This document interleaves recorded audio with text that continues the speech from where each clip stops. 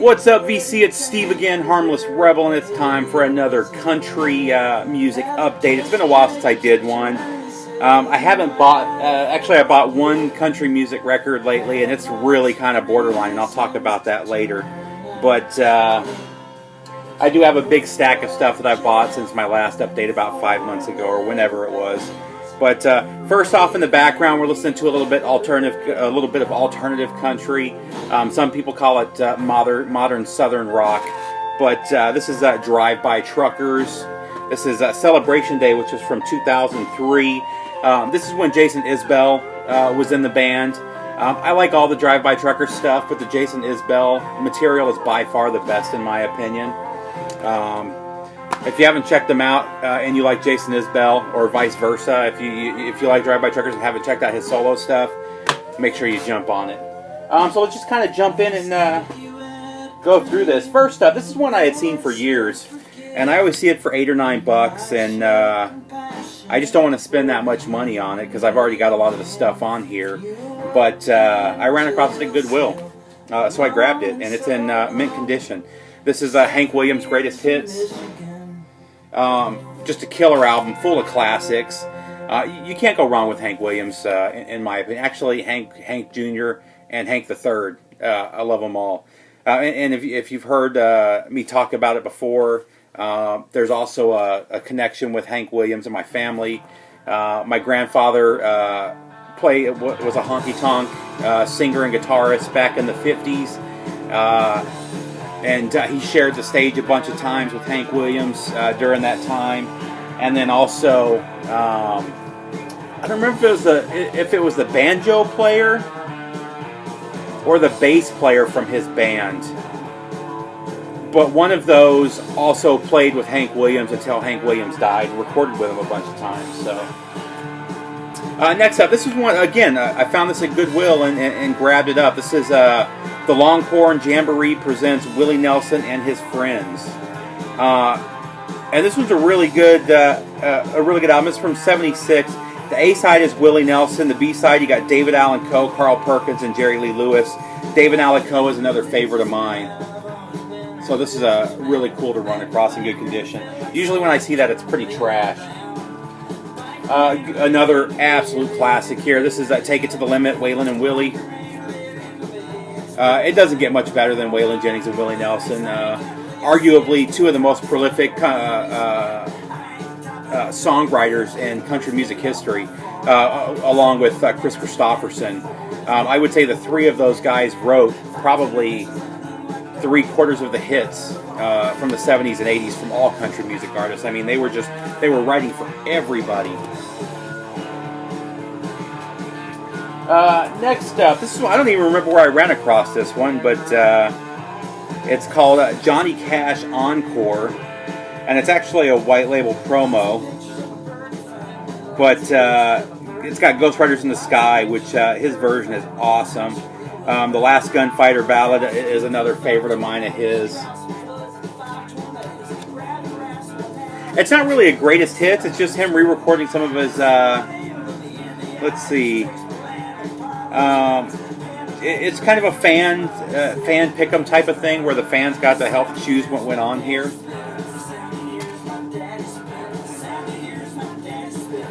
Next up, getting towards the end of my George Strait collection. I still need about 3 of his albums on vinyl, 2 of which are greatest hits, but you got Something Special.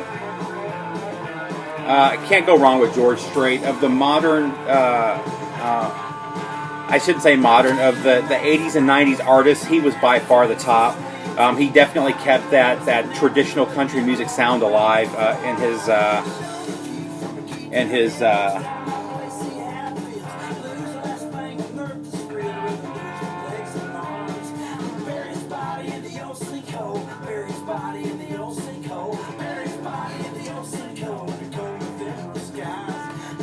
Next up, I heard about this one through somebody from the VC who said it was really good. I ended up ordering it, and Amazon said that it would be here in 2 days, and then I got a message that it was sold out, and I would get it when it came in. and it took about 2 months. And by that time, I had already ran across the CD on sale and grabbed the CD.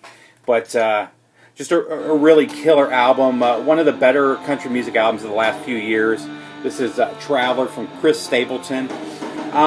He does a good job of mixing classic country music with 90s era country music.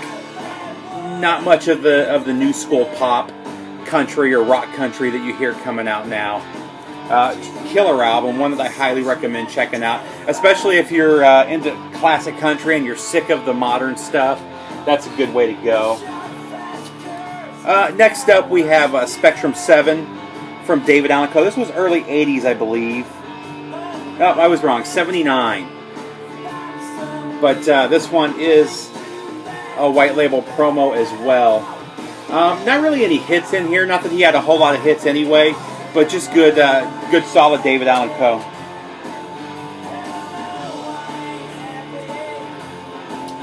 Next up, just an absolute classic country music album. This one won quite a few awards. MoFi's done a beautiful repress of this. This is Quarter Moon in a 10-Cent Town. Just Emmylou Harris at her best. Sorry about that. Let's get that. Next up, this is another Goodwill find, and I was I really dug it. I didn't know what to expect. This is Chris, Willie, Dolly, and Brenda, The Winning Hand, and of course you've got Dolly Parton, Brenda Lee, Chris Christopherson, and Willie Nelson. It's funny, I'm not, as much as I like his writing, Chris Christopherson's an amazing writer. I'm actually not a fan of him. His singing has just never done it for me. And Brenda I'm not a huge fan of either. But this album is a lot better than I expected. It's full of great songs. And something else that's cool is it came with this book. Let me...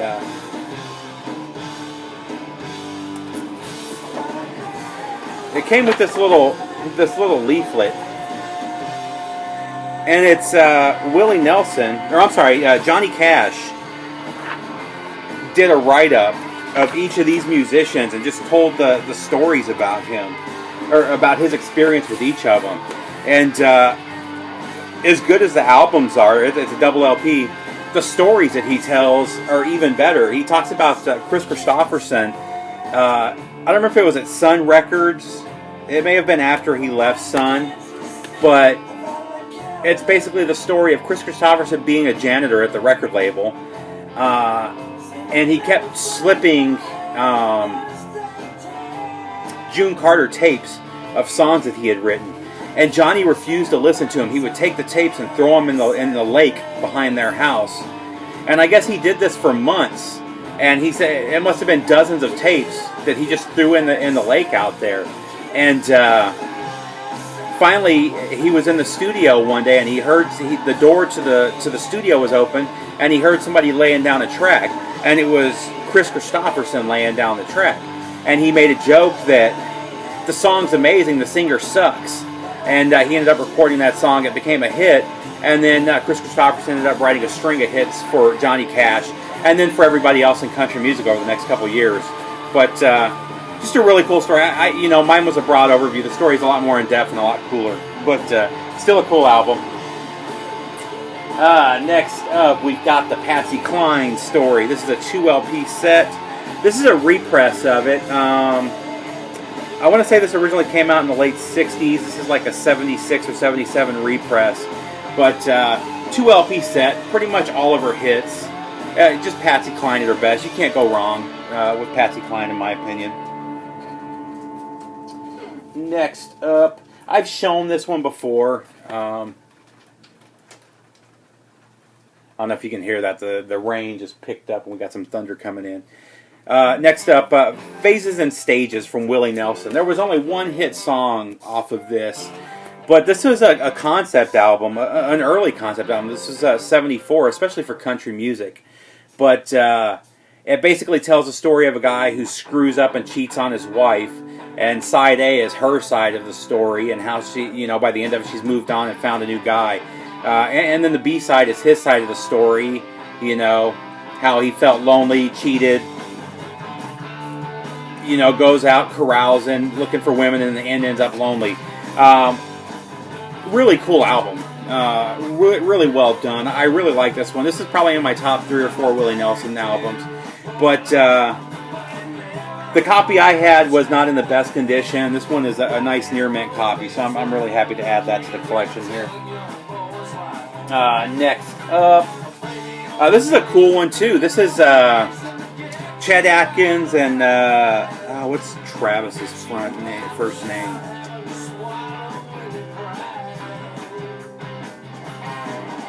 Merle Travis, and it's called Traveling Show, and it's mostly acoustic, and it's just really killer high level country music picking. If you've heard Chet Atkins, it doesn't get much better than him, other than maybe Jerry Reed on guitar, and Merle Travis is just as good, and this is just a killer album from beginning to end. Just really good country music guitar. Next up, the Queen of Country Music, we've got Loretta Lynn. This is Don't Come Home A-Drinkin' with Lovin' on Your Mind. A couple of her hits. This was I can't remember, what, 71 maybe, that this was released. There's not a date on it. I'm just kind of going off of memory. But, and this is a late 70s reissue of the album. But it doesn't get much better than Loretta Lynn. And then last but not least, one of these I've had for about a year, and the other one just came out a few weeks ago. I pre-ordered it and got my copy in the day before it came out to the public, but it caused me to pull out the first album. This is High Top Mountain from Sturgill Simpson, and this is one, again, I've had this one for about a year. After listening to his new album, it made me pull this out. Very traditional country music sound on this album. A lot of people compare it to Waylon Jennings, and he does very much sound like Waylon Jennings' delivery. Very, very cool, though. This is an amazing album. I've also got his second album, which is my favorite of the 3, honestly. But after hearing his new one, I really wanted to pull this one out. This is his new album. This is Sturgill Simpson, A Sailor's Guide to Earth. I did not like this album at first. He brings in the horn section. He hired a really high-end band. He brought in the horn section from I can't think of the artist. It's the horn section of the British blues singer that died from a drug overdose. But I'm sure it'll come to me right after I'm finished with the video. But this is the pre-order version. It's on blue vinyl. I think he only did, I think there were only 10,000 of these pressed.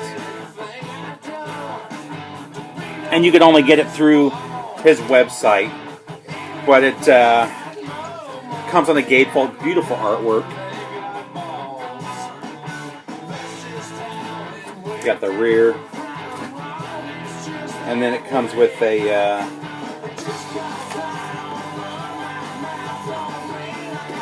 the inner sleeve. You got the lyrics there.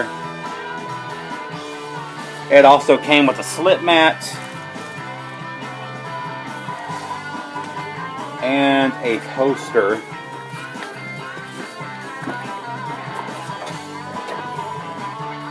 Which is very cool. I love this poster. But it's a very different sound. It's not really country music. It's its own sound. You can't really compare it to anything else. He's got a very, you can't get away from his voice. He's got a very heavy accent, and it's definitely a country music sound, but very cool album.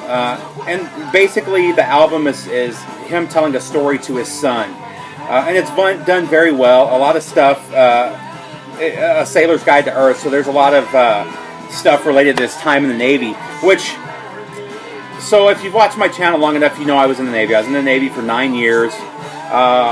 What's really cool, I didn't know he was in the Navy, number one, and I bought his first album a year ago. I bought his last album like 2.5 years ago when it first came out. So I've been a big fan of his for about 2.5 years, 3 years now, and I never knew he was in the Navy. And then I was listening to an interview on the news or on the a podcast, and found out that he was stationed in Japan at the same time I was. Did a little bit more research. He was on the same ship that I was at the same time that I was. Now, I probably never met him. It was an aircraft carrier. There's 5,000 people on there. So even if I would have met him and even known him, I've long since forgotten. There's so many guys on the ship that I run into. I ran into a guy about 6 months ago who remembered me, and I had no clue who he was. And apparently we worked together for quite some time, almost 7 months. So, in a 9-year career, you see a lot of faces in the Navy. But I just thought that was really cool that we were stationed together. And actually, one of the songs that he sings about talks about that time. And he talks about all the ports, and I was basically with him when we hit all of those ports. And he said there's a phrase in there, and it's something that most of us that have served overseas have said, especially in the Navy, where we've seen the whole world from the chair of a bar or from a bar stool. I've been all over the world. I've been to Thailand multiple times, to Singapore, to Malaysia, all over the Middle East. I mean, all over Asia, Hawaii, and I've been to some of the most beautiful places in the world. And I can't tell you anything about them but the bars, because that's where we went. It's a crazy thing, but that's kind of cool. It is a cool album. Like I said, it's not, if you're looking for the sound from his last two, you're not going to get it. This is something totally different. He also does a cover of In Bloom from Nirvana, which I didn't like, again, when I first heard it. Now it's grown on me, and I love it. I really dig this album. It took 2 or 3 spins to get into it, but once I got into it, I was hooked. It was in my car for about a week nonstop. It's still in the car, and it's still popping into the rotation. And actually, this came with a CD as well. I don't know if the street copy on black vinyl comes with the CD. I'm pretty sure it doesn't come with the poster, and I know it doesn't come with the slit mat. So, but still, that's it, guys. Let me double check and make sure. Oh no, I got one more. This last one, I picked this up for $4. It was sealed. I'm not really a fan of picture discs, and I'm not a fan of Roy Rogers. This is a Roy Rogers tribute, but I bought it for Who's On Here. So there's the record. This is from '91, I think. Pretty sure it was '91. But you got Kentucky Headhunters, Randy Travis, Clint Black, KT Oslin, Emmylou Harris, Ricky Van Shelton, Willie Nelson, and then Dale Evans. So I bought this for the artists that were on it, and there's some cool songs. And Tumble Tumbleweeds is just an absolute classic song in country music, a very important song in country music. And the KT Oslin version of this is really good. So that's it, VC. Tell me what you think. If you've heard the new Chris Stapleton or the new Sturgill Simpson, tell me your thoughts on it. Tell me what you're thinking of. Amy Winehouse. Amy Winehouse is the singer I was thinking of. The horn section of Sturgill Simpson's new band is the horn section from Amy Winehouse's band. I knew it would come to me. Take care, VC. I'll have another. I'm pretty sure I'll have another hard rock and heavy metal update coming soon.